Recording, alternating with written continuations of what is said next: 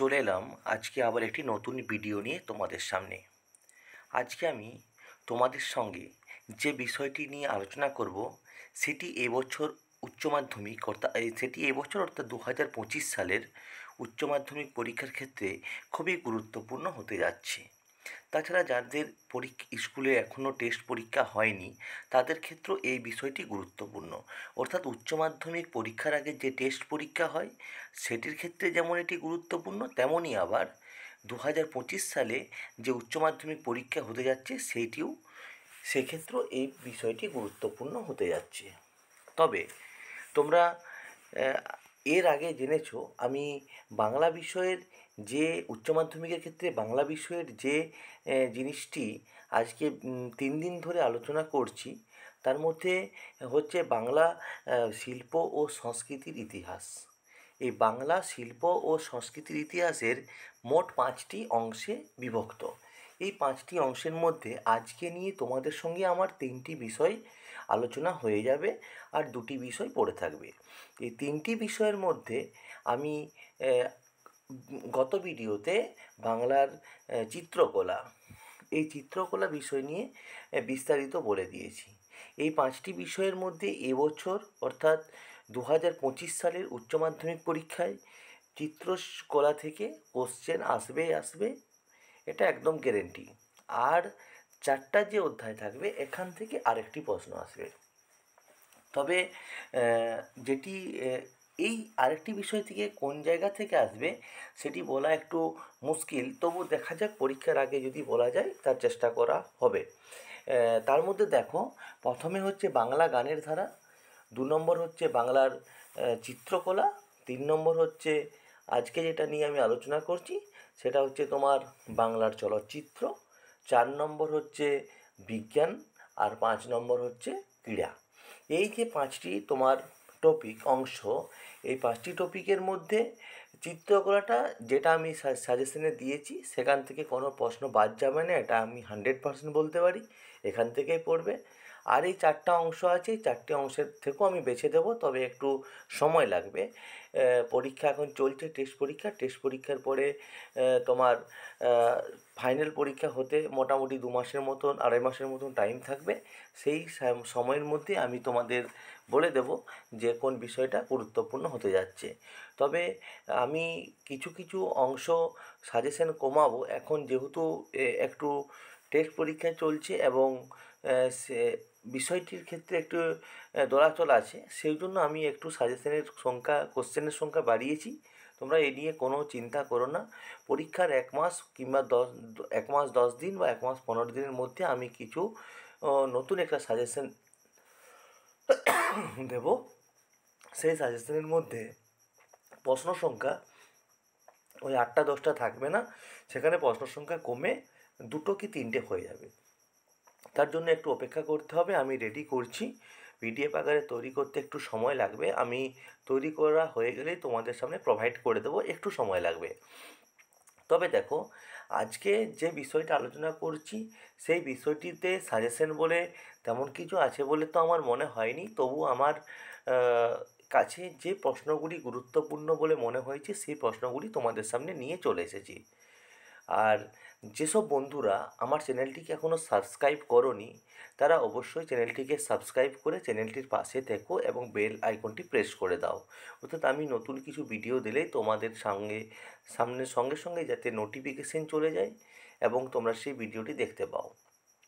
আর তোমাদের যারা বন্ধু আছে তাদেরকেও ভিডিওটি শেয়ার করে দাও, যাতে তোমাদের বন্ধুরাও সেই ভিডিওগুলো দেখতে পায় এবং তারাও তোমার পরীক্ষার জন্য খুব ভালোভাবে প্রিপারেশন নিতে পারে। আমি বলবো যে তোমার বন্ধুরা যারা আছে তারা তাদের মধ্যে যারা এখনও এই প্রশ্নের উত্তরগুলো লিখেনি বা তৈরি করতে পারেনি কোনো কারণবশত, তারা এই প্রশ্নগুলির উত্তর করলে আশা করি কমন পেয়ে যাবে। তোমরা খুব ভালোভাবে নিজেদের মধ্যে আলোচনা করো, এই প্রশ্নগুলির উত্তর তৈরি করে নিতে পারো, বেশি সময় লাগবে না।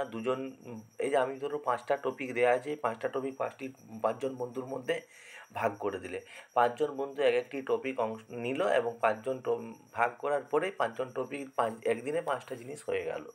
তাই তোমার 5জন বন্ধু থাকলেও বিষয়টি কিন্তু খুব ভালো হবে, এটিও একটা করা যায়।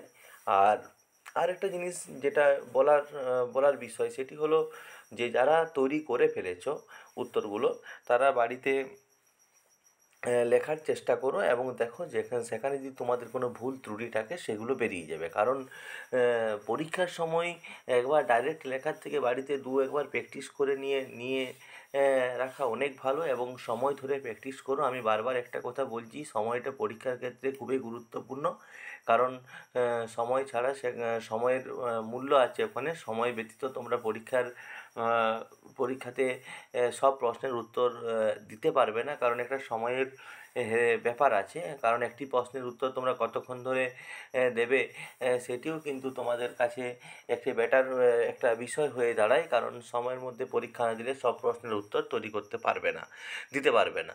এখন আরেকটি বিষয় হচ্ছে, অনেক ছেলেমেয়েরা বাড়িতে প্র্যাকটিস করে না, তাদের ক্ষেত্রে সমস্যার সৃষ্টি হয়। তাই যারা এই প্রশ্নের উত্তরগুলো তৈরি করে নিয়েছো তারা অবশ্যই বাড়িতে লেখার চেষ্টা করো। আরেকটা কথা তোমাদের সঙ্গে আমি সবদিনেই বলি যে আমি প্রতি ভিডিওতেই বলি একটি করে প্রশ্নের উত্তর লিখিয়ে দেবো। এটা একটু সময় লাগবে, কারণ এই সব সাজেশনগুলো দেওয়ার পরেই তোমাদের সঙ্গে আমি সেই প্রশ্নগুলির উত্তর নিয়ে আসবো একটা একটা করে। কারণ উত্তর লেখানো আছে, কেবলমাত্র পিডিএফ আকারে তুলে তোমাদের সামনে দিলে হবে। তবে এই উত্তরগুলি পেতে অবশ্যই তোমাদের এই চ্যানেলটিকে সাবস্ক্রাইব করতে হবে, চ্যানেলটির পাশে থাকতে হবে, এবং একটি লাইক, একটি কমেন্ট এবং একটি শেয়ার করতে হবে। কারণ তোমাদের একটি লাইক, একটি কমেন্ট, একটি শেয়ার আমাকে অনুপ্রেরণা যোগাবে। দেখো, আজকে বাংলা সিনেমা থেকে যে প্রশ্ন, অর্থাৎ বাংলা চলচ্চিত্র শিল্প থেকে যে যে কটি গুরুত্বপূর্ণ প্রশ্ন আমার চোখে ভেসে উঠেছে, তার মধ্যে প্রথম প্রশ্নটি দেখো, বাংলা চলচ্চিত্রের ইতিহাসে ঋত্বিক ঘটকের অবদান সংক্ষেপে আলোচনা করো। ভেরি ভেরি ইম্পর্ট্যান্ট এই বছরের জন্য। যদি চলচ্চিত্র থেকে কোশ্চেন পড়ে, এই প্রশ্নগুলির বাইরে যাবে না আশা করছি। তোমরা এই প্রশ্নগুলি করে নাও। এটি আবার একদিক থেকে নমুনা প্রশ্ন, অর্থাৎ উচ্চ মাধ্যমিক শিক্ষা সংসদ এই প্রশ্নটিকে নমুনা প্রশ্ন আকারে দিয়েছে, সেটিকে আমি তোমাদের সামনে নিয়ে এসেছি। অর্থাৎ উচ্চ মাধ্যমিক শিক্ষা সংসদের এই প্রশ্নটিকে আমার গুরুত্বপূর্ণ বলে মনে হয়েছে বলে 2025 সালের সাজেশনের তালিকায় আমি তোমাদের নিয়ে এসেছি। 2 নম্বর প্রশ্ন দেখো, বাংলা চলচ্চিত্রের ইতিহাসে মৃণাল সেনের অবদান সংক্ষেপে আলোচনা করো। অর্থাৎ বাংলা চলচ্চিত্রের ইতিহাসে মৃণাল সেন একজন প্রখ্যাত ব্যক্তি, একজন বিখ্যাত ব্যক্তি, এটা নিঃসন্দেহে বলা যায়। তাই এই মৃণাল সেনের অবদান কতখানি বাংলা চলচ্চিত্র শিল্পে, সেটি তোমাকে লিখতে হবে। এটি 5 নম্বরের। 3 নম্বর প্রশ্ন দেখো, বাংলা চলচ্চিত্রের ইতিহাসে সত্যজিৎ রায়ের অবদান সংক্ষেপে আলোচনা করো। অর্থাৎ আমি যে প্রথম দুটি প্রশ্ন দিলাম, অর্থাৎ ঋত্বিক ঘটক এবং মৃণাল সেন, এই ঋত্বিক ঘটক এবং মৃণাল সেনের মধ্যে থেকেই তোমরা একটি প্রশ্নের উত্তর পেয়ে যাবে পরীক্ষাতে। এই প্রশ্নের উত্তরগুলো তোমরা ভালো করে রেডি করো। আর 3 নম্বর প্রশ্ন দেখো দিয়েছি, বাংলা চলচ্চিত্রের ইতিহাসে সত্যজিৎ রায়ের অবদান সংক্ষেপে আলোচনা করো। এই সত্যজিৎ রায়ের অবদান সংক্ষেপে আলোচনা করো, এটা আমি একটু দিয়েছি। তার কারণ হচ্ছে সত্যজিৎ রায়ও বাংলা চলচ্চিত্র শিল্পে এক গুরুত্বপূর্ণ ভূমিকা পালন করে আছে। তার আমরা জানি পথের পাঁচালী থেকে যে অপুর চরিত্র, সেখান থেকে তার যে দীর্ঘ পথ, সেই দীর্ঘ পথে সে একবারও মানে নিচে নামেনি। তার পথটা ছিল গতিশীলতায় পরিপূর্ণ, আমরা সকলেই জানি। তাই এই সত্যজিৎ রায়ের অবদান কিন্তু বাংলা চলচ্চিত্র শিল্পে এক গুরুত্বপূর্ণ একটা খুব ভালো জায়গায়। তাই আমি প্রশ্নটি দিয়েছি, তোমরা এটিকেও তৈরি করে নিতে পারো। আর 4 নম্বর প্রশ্ন তো আজকে শেষ প্রশ্ন, বাংলা চলচ্চিত্রের ইতিহাসে তপন সিংহের অবদান সংক্ষেপে। ইনিও একজন পরিচালক ছিলেন, আমরা সকলেই জানি। এনাকেও আমি দিয়েছি, কারণ এই দুটো যে সত্যজিৎ রায় এবং তপন সিংহ, বা এই তপন সিংহ এবং সত্যজিৎ রায়ের অবদান বাংলা চলচ্চিত্র শিল্পে অবিস্মরণীয় বা খুবই গুরুত্বপূর্ণ। তাই তোমাদের সামনে নিয়ে আসার একটি কারণ হলো যে এই দুটি আমি যদি খুব না দিই, তাহলে হয়তো আমার মনে হচ্ছিল, মনের মধ্যে একটা কিন্তু কিন্তু ভাব থেকে যাচ্ছিলো। তাই এই দুটি প্রশ্নকে আমি নিয়ে এসেছি। আর এই 1 আর 2, অর্থাৎ বাংলা চলচ্চিত্রের ইতিহাসে ঋত্বিক ঘটক এবং মৃণাল সেনের অবদান, এই দুটি প্রশ্ন তোমরা অবশ্যই করবে। এবং এই দুটি প্রশ্নের উত্তর যারা এখনও লিখোনি তারা লিখতে শুরু করে দাও। আর যাদের এখন টেস্ট পরীক্ষা চলছে, তাদের যারা তৈরি করে ফেলেছো, তাদের তো কোনো অসুবিধা হয়নি। আর যারা এখনও তৈরি করোনি, টেস্ট পরীক্ষার পরে তারা অবশ্যই এই দুটি প্রশ্নের উত্তর খাতায় লিখে প্রস্তুতি নাও, বারবার অনুশীলন করতে থাকো। কারণ এই দুটি প্রশ্নের মধ্যে একটি প্রশ্ন পরীক্ষাতে আসবে, এটা আমি নিঃসন্দেহে বলতে পারি।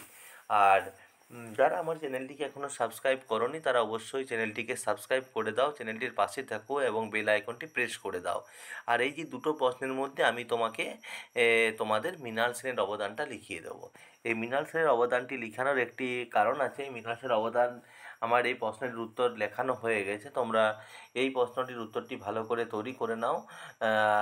যারা আমার অ্যান্সার নিতে চাও তাদের কিছুদিন অপেক্ষা করতে হবে, তারপরে আমি পিডিএফ আকারে তুলে তোমাদের সামনে দিয়ে দেবো। ওটার জন্য কোনো অসুবিধে নেই, তবে তোমাদের একটু ধৈর্য ধরতে হবে, কারণ পিডিএফ আকারে তুলতে একটু সময় লাগছে।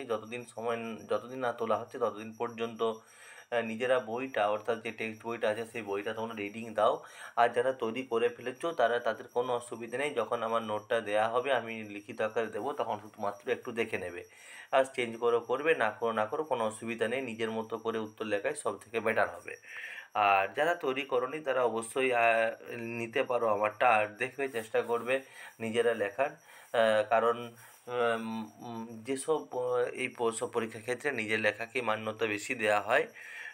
তবু আমি দেবো তোমাদের সঙ্গে আমি আমার ভিডিওটি শেয়ার করব লেখাটি। দেখবে কেমন হয়েছে, যদি ভালো লাগে কমেন্টস করবে, শেয়ার করবে এবং লাইক একটা অবশ্যই করে দেবে। তাহলে বন্ধুরা আজকে এই পর্যন্তই। পরের দিনে দেখা হচ্ছে আরও একটি নতুন ভিডিও নিয়ে। ততক্ষণ তোমরা খুব ভালো থেকো এবং মন দিয়ে পড়াশোনা করো। আর যাবার আগে আরেকটি কথা, যারা এখন আমার চ্যানেলটিকে সাবস্ক্রাইব করোনি তারা অবশ্যই চ্যানেলটিকে সাবস্ক্রাইব করে চ্যানেলটির পাশে থেকো এবং বেল আইকনটি প্রেস করে দাও, যাতে আমি আমার নতুন ভিডিও দেওয়ার সঙ্গে সঙ্গেই তোমাদের কাছে নোটিফিকেশন চলে যায় এবং তোমরা এই ভিডিওটি দেখতে পাও। ধন্যবাদ সকলে, সকলে খুব খুব ভালো থেকো।